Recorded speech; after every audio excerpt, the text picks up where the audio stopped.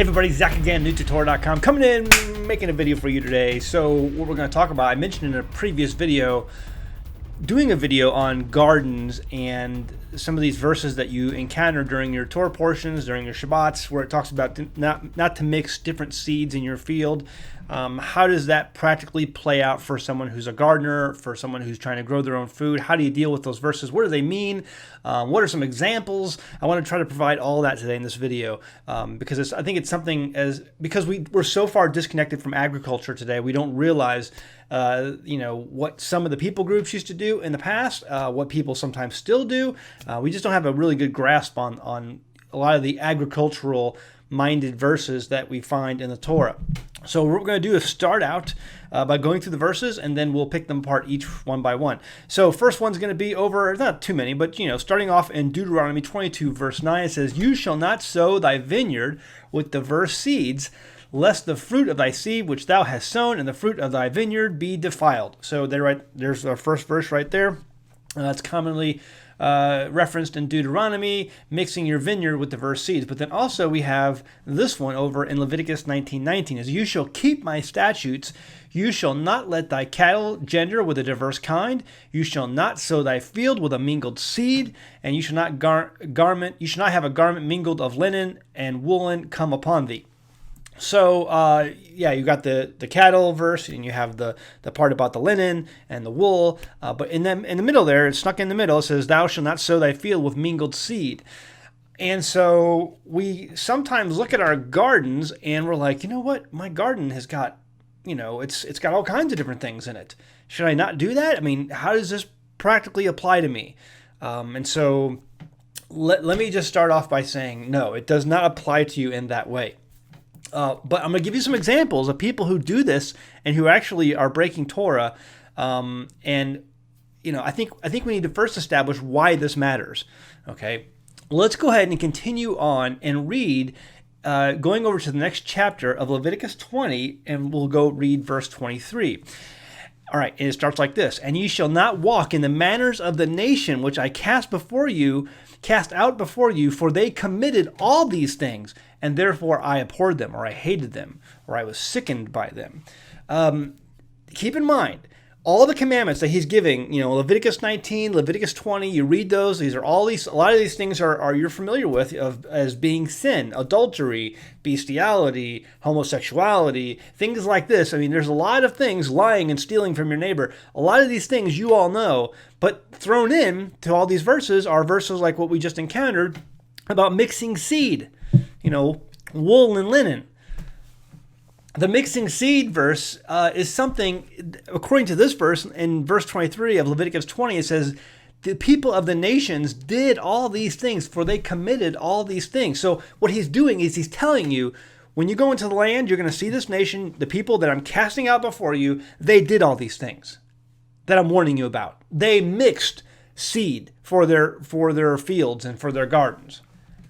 So because these are the things they did, I'm telling you not to do them. So I think the reason that's so important is because Christianity today, they look at verses like this about the mixed seed, and they're like, "Oh, see, this doesn't really matter to us because this is this is explained in a more spiritual realm. This is just a spiritual message that the Father's giving to us because there's no need to follow these mixed seed things." It's talking about keeping, like this site over here. What was the significance of the commands against mixing different things in Deuteronomy 22, verse 9 through 11? The underlying emphasis of these specific commands is spiritual. Yeah, that's right, folks. It has no practical use, but these are more spiritual. They have spiritual meanings, not real practical life, day-to-day meanings for us. Because, see, it says here, these commands are found in the larger context of Deuteronomy 22 through 23 that includes many commands related to the seventh commandment of not committing adultery. Yeah, see, the whole idea of not mixing seeds, that's just really an adultery commandment. Because, see, we can't figure out a way to properly apply these commandments to us today, so we'll just write them off as being spiritual and then have them being related to some other commandment. That's not true at all, folks. Go back to that verse. It says, "And ye shall not walk in the manners of the nations which I cast out before you, for they committed all these things, therefore, and abhorred them." And the verse before that says, "Ye shall therefore keep all my statutes." See, that was one of the statutes. The statutes was to not allow yourself to mix the seed in your field. You go over to Malachi 4, chapter 4, verse 4, and it says, "Remember you the law of Moses, my servant, which I commanded unto him in Horeb for all of Israel, with the statutes and judgments." Remember, don't forget. See, this is the third to the last verse of the entire Old Testament, right before we get into the New Testament. And the third to last verse of the entire Old Testament says to remember. Don't forget the statutes and the judgments. Well, Leviticus 19, Leviticus 20 is full of statutes and judgments. Here's what you were supposed to do. Don't do the ways of the nations. Don't do these things are important. You know, a few years ago, when we were still, a few years ago now, a number of years ago, we were still living in St. Louis. We used to attend a Torah study over at some friends in Illinois across the river, and the Rodriguez family. I don't know if they watch my videos or not, but she told a story. The wife told a story once about how she was planting asparagus. And she had planted this asparagus, and it was really close, like basically right next to her rose bushes. And you know what happened? Her asparagus somehow cross-pollinated or cross-mingled with those rose bushes, and the asparagus grew thorns. She was picking the asparagus one day, and there were thorns on the asparagus that had, because of the cross-pollination of the rose bush, her asparagus grew thorns. And I mean, that was right there as a clear indication of what can happen if you get something too close to something else that could possibly cross-pollinate. Now, how does this apply for your gardens? Because, I mean, this is, obviously an example right here of someone who was trying to grow asparagus and it got cross-pollinated with something it shouldn't have even been close to. I think we need to just be careful. I think we need to keep our tomatoes. We need to keep our peppers. We need to keep our corn. We need to keep our cucumbers. Separate these things out throughout your garden. Do not intermingle them. And, how close is too close? I don't know.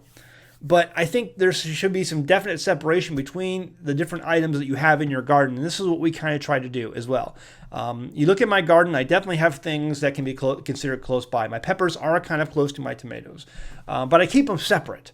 That's the best way I know how to do this. Also, let me throw this in there. Take a look at Deuteronomy 22:9 again. It says, "You shall not sow thy vineyard with diverse seeds," different seeds. Now back to 19:19 in Leviticus. "You shall not sow thy field with mingled seed," different seed. Mingled seed, meaning seed that's different from one another. Keep in mind that nightshade, tomato, and peppers, okay, the seeds look very similar. So maybe you can plant your peppers over here and your tomatoes over here. You keep them sort of, separate but together, nightshade type plants. And then your brassicas, cabbage, broccoli, cauliflower, Brussels sprouts, the seeds are very similar. They're real tiny round spheres. The seed looks the same. And so you plant those, you keep your cabbage here, your broccoli here, your cauliflower here, but separate, but still in the same area together. That, I think, is a better way and more practical way of looking at these verses and obeying what it says. Diverse seeds. You wouldn't take your broccoli and then mix it with your tomatoes, or have them right next to each other, because that's diverse seed. Obviously you're not mixing the two, but you still have them separate. When you do that, I think you can have a better understanding of what this verse entails. Plus, when you learn the ideas that other people used to just mingle things just outright. Let me give you some examples of this. There's an ancient Japanese practice called sukidango, and it's been back, I guess, a couple hundred years ago, or back in the 1930s, it was reintroduced by a different name, and they do this today. They're called seed bombs. Here's a website here called seedbombs.shop.co.uk. It's basically a place that sells seed bombs, and now this website more concentrates with wildflowers and flowers, but people used to do this ancient Japanese practice of just basically clumping a whole bunch of different diverse seeds together for a garden or for flowers or whatever, and they would just cast these out all together, and whatever grew up. So they didn't sow the ground, they didn't prepare the ground and plant seeds in any organized fashion. They just got the ground ready, and then they took the seeds and they just cast them out and dispersed them out unevenly, all mixed, and whatever grew up, and whatever grew up next to each other grew up next to each other. So that practice was called suki dango. That would be a clear example of something that the Father says not to do. Another example, something we see a lot today, is three sisters. And this is when you combine corn, beans, and squash, and even have the United States of America, Native American U.S. dollar coin with an Indian or Native American, planting the three sisters. This was a method that was mostly used by the Iroquois in the northeast Atlantic area. The Atlantic seaboard, the Indians who lived along the northeast, and they planted the three sisters. They taught the first American settlers how to do three sisters, and what the idea was to plant corn, okay, and plant your beans. And as your beans began to grow up, they would wrap themselves around the corn, and they would these pole beans would run up the corn, and it would give them something to climb. Meanwhile, the beans are a nitrogen fixer, supposedly, to the soil, and they would help provide nitrogen to the other plants. And then as the beans begin to grow, then you plant your squash, and then your squash grows out and tries to cover all the ground and give it shade so that the ground doesn't dry out so fast. The ground stays moist. And so you have three plants, it's called the three sisters, corn, beans, and squash, each supposedly helping the other. Okay, that was a practice they did. And today, people swear by this method and say that it's better. This is the way it was supposed to be. These are the plants talking to each other and cooperating with each other. The problem is there's not one shred of evidence, one scientific study that proves that out to be true. Not one. Not one. And I think one of the problems I see with this is we see the Native Americans, and some people are going to get offended. We see the Native Americans who live in this country as some majestic, magnanimous people group that never did anything wrong. I mean, what's our concept of the Native American today? They're up on a hillside on a majestic horse, with the sunset behind them, full of feathers, and maybe holding a staff, and they're just this perfect being that the Europeans came in and just totally destroyed. Meanwhile, I think if you do the history on how these Native Americans lived, they were brutal with one another. They took slaves of one another. They were absolutely anything but perfect. They were regular human beings like you and me who made mistakes and who fell into sin. And just because they did the three sisters planting method doesn't make it right. But so many people will look back and say, well, the Indians did it. Like everything the Indians did in America was perfect, and they never made a mistake. They were human beings just like all the rest. They were a people who conquered, and they were conquered. It's just the rise and fall of empires all throughout the world. And so can we learn a lot from Native Americans? Yes. But we can also learn that they made mistakes. Three sisters, the way that planting method is seen today would have been against Torah. So with that in mind, there's a great video if you're still not believing me. It's a video by M.I. Gardner, who is one of the most popular gardeners on YouTube. He's got over 420,000 subscribers, and he has a video that says why don't promote companion planting, and he goes through this. There is no scientific evidence that companion planting works. There is, these supposedly all these plants will talk to each other and communicate by each other. There's no scientific evidence to that. There is scientific evidence of roots communicating with other roots when one plant is in distress, but there's no evidence that a tomato grown next to a basil plant is going to work or benefit the basil or the tomato. Things like that. He goes through all these examples in this video called Why I Don't Promote Companion Planting. Because it really, what people are promoting out there as companion planting, number one, it's against Torah, but number two, it's a bunch of garbage. Okay. And it makes sense. The Father's not going to tell you to not do something if it could be beneficial to you and help you. He's telling you for a reason not to do these things. Do not mix your seed in your soil. Why? See, just him saying that should be enough for us. Okay? Just him saying, but see, that's not enough. We want to know the reason why. We want to know why. And a lot of times we can figure out easily why he tells us not to do certain things. Don't steal from your neighbor. Why? Because your neighbor won't trust you anymore. You're going to have hard, issues there's going to be drama. There'll be drama if you steal from your neighbor. If you take your neighbor's wife, there will be drama. So it's like he tells you some of these things are obvious because we understand what it feels like when someone does these things to us. When someone steals from us, we feel violated. We feel hurt. And so some of these things can be obvious. But when he says things that aren't so obvious, we begin to question. Well, why, God? Why can't I do 3 sisters? Obviously, there's people over here telling me that it works well. Him saying it should be enough. But there is, when you look down, dig down deeper, you take the time to dig down deeper, you find examples of the woman who came out to her garden to pick asparagus, and the asparagus had thorns on it because it was planted, intermingled between the rose bushes. That right there. There are examples, but you have to have sometimes experience. Only experience will bring you knowledge, will bring you wisdom of why the Father tells us to do certain things a certain way. So, companion planting is against Torah. 3 sisters against Torah. Shuki dango, the ancient Japanese practice of dispersing intermingled seed in your garden, against Torah. People used to do these things. That's why it says. See, that's that whole. This is the whole critical thinking, critical reading skills. You have to have half a brain to understand this. See, Leviticus 19, Leviticus 20, a whole bunch of commands. Don't do this. Make sure you do that.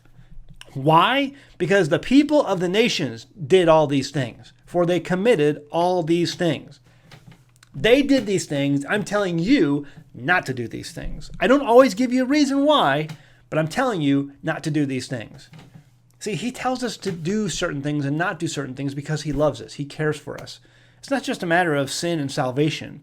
It's a matter of he created us. We are his creation. He loves us, and he's saying, hey, do these things. You're going to be better off. Don't do these. Don't do it different ways. Avoid these things. Do these things. He's doing it. He's saying these things for our benefit because he loves us. That's where it really comes down to. All right. So people have often wondered why they've asked for the video about the garden, about mixing seed, how all this works. There it is. It's very simple. We don't always have to ask why. It's just to do and die, is what they used to say in the military. So, remember ye the law of Moses, my servant, which I commanded to him in Horeb for all of Israel with the statutes and the judgments. And then, again, driving it home, Matthew 5:17, think not I am come to destroy the law or the prophets. I am not come to destroy, but to fulfill. Fulfill means do.